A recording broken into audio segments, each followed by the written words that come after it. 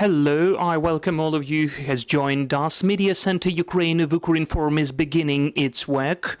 This is the 176th day of the heroic resistance of Ukrainian people since the moment of the full-scale invasion of Russian aggressor to our land.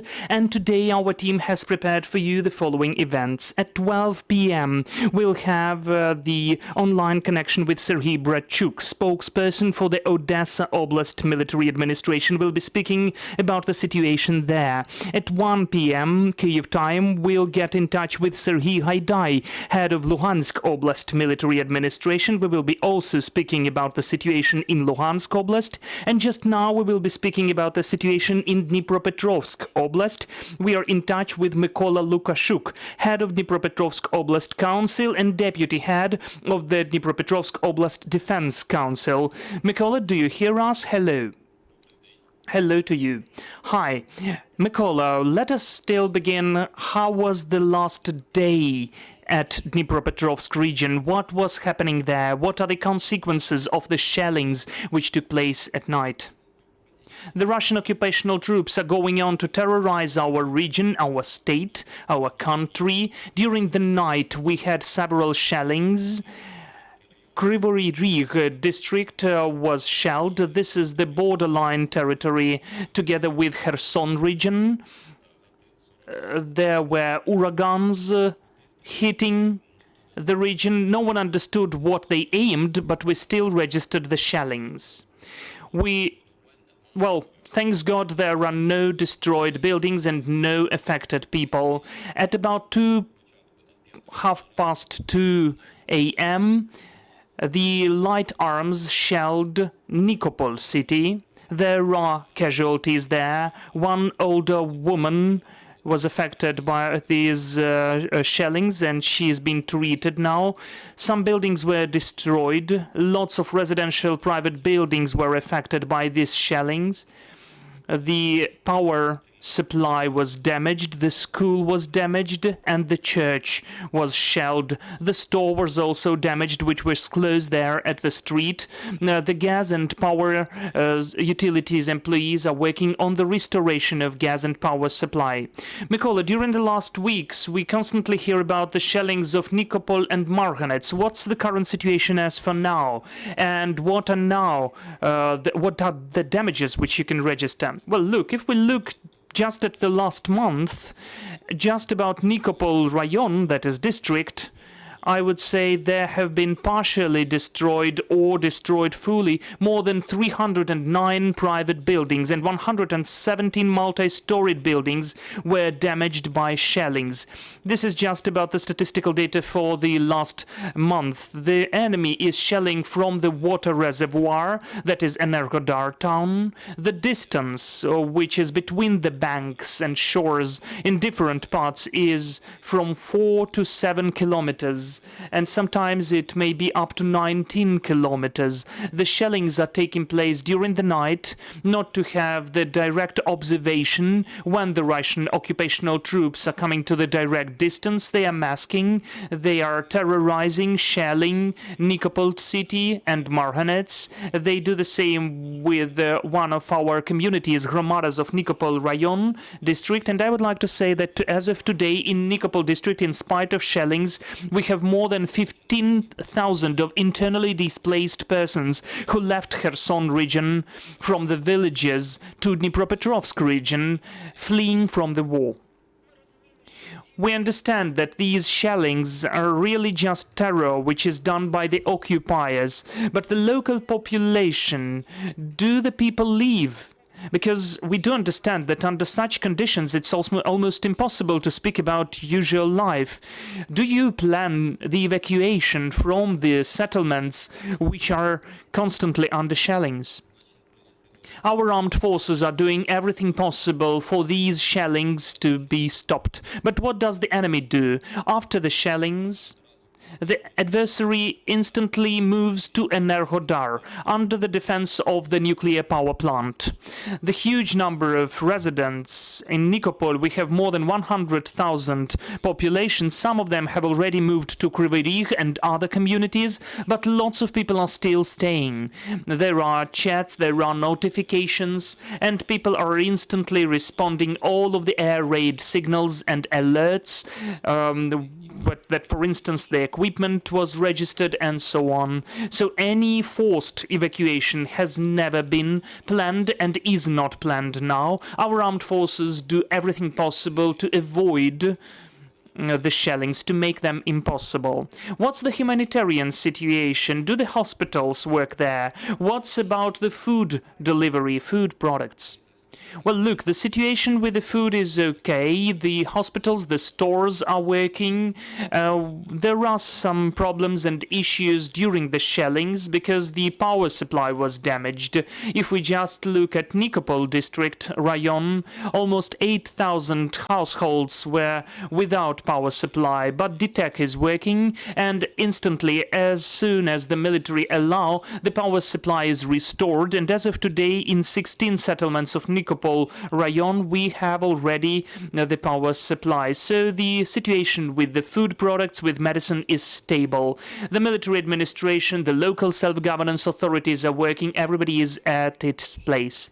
If we're speaking about the casualties of these terroristic shellings, what are the figures which you are registering?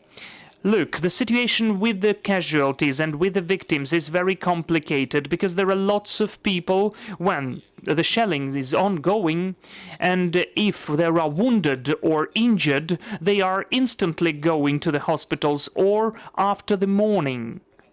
Because lots of people just refuse to have, for instance, refuse hospitalization, for instance, if they had injuries because of the glass. But there were the situations with the shellings, people are responding. They are either using the rule of two walls or getting down to the basements if there are shellings from the water reservoir side. There are lots of private buildings there because in Nikopol Rayon, in the water reservoir area, we say that it is as if Nikopol Sea. And of course, lots of people built the buildings there with the view for the sea. To live there close to the reservoir, there are nice views there, and the fishing was well developed there, and you could also use skaters to swim, but all of those buildings are under shellings now. Speaking about the power supply damage and about other critical infrastructure, what's the current state of the water supply, maybe gas supply? Everything is working, water supply is stable. There are some problems and issues if we had some damages of several electrical power lines, but DTEK restored everything in several hours. Dear colleagues, are there any questions? Victoria Nekonechna, Ukrinform. I will have several questions to Mr. Lukashuk, so one by one then. The first question is, do you have any statistical data of the destroyed objects and perished people in the region since the beginning of the full-scale invasion? Well, look, I can give you statistics. For instance, in Kryvyi Rih district, Rayon, as of today, during the last weeks, there have been destroyed 30 private buildings, fully destroyed, that is, just grinded to the ground. Almost 500 were damaged of private residential buildings with different severity. And as for Kryvyi Rih region, 59 multi-storied buildings have been damaged by shellings. So this Hromada, this community, is bordering with Kherson region, Oblast, and there is active warfare there. If we speak about Nikopol Rayon, since the 12th till the 16th, 309 private buildings were destroyed, 117 multi-storied buildings were damaged. If we look at the data since the beginning of the full-scale invasion, more than 1,000 buildings were destroyed. We have 7 Hromadas, communities, which are in the list of the Hromadas close to the combat areas. That is Kryvyi Rih, Shirokivka and Zelenivka Hromada, Nikopol district, Nikopol territorial community, Sinelnikove rayon, because this district is bordering with two regions which has active warfare. From the one side, this is part of the Гуляй-Поле and Polohy of Zaporizhia region, they have active warfare, and Donetsk region as well. And in Sinelnikovo district, we have Veliko-Mikhailivska, Malo-Mikhailivska, Malo-Pavlivska and Pokrovska territorial communities. As of the statistics, as of the number of victims and casualties, I think that will be a bit later, and our press service will give you the overall numbers. What does the region need now to organize the efficient defense? As of today, we have the defense staff and the military administration with the servicemen, the regional council and the local self-governance do everything possible to protect the region. Since the first days we created the headquarters, as of today, I'm sure that the borders of our region are reliably protected and under full control of the armed forces of Ukraine. And the last question from me. One of the top topics discussed now is the beginning of the studies. So at schools, how will the region organize this year, the studies year now? Well, look, the situation is as follows. We've checked all the educational institutions. We have 86 communities, 20 of them are cities like Dnipro, Kryvyi Rih, Sinelnikovo, Kamyanske.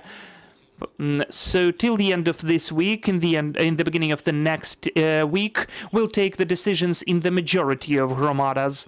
For instance, in Kamyansk territorial community of Kamyanske town, the academic year will take place there offline. As for Kryvyi Rih city, we have already the decision. As for Dnipro city, those are two bigger cities of almost 2 million of population living in these cities. In Dnipro a bit more, in Kryvyi Rih a bit fewer. So they already took the decision about the remote studies, because there are the situations with air raid alerts. There can be 5 to 10 alerts per day, and we understand that including the little children, it will be really hard for them to get down to the basements every time. We did everything to equip these basements with Wi-Fi, to have the toilets there, but the situation is complicated. About these two bigger cities, we decided to make the studies remote. As for speaking about the refugees, as of today, we have almost 11,000 children of the internally displaced persons registered in the schools.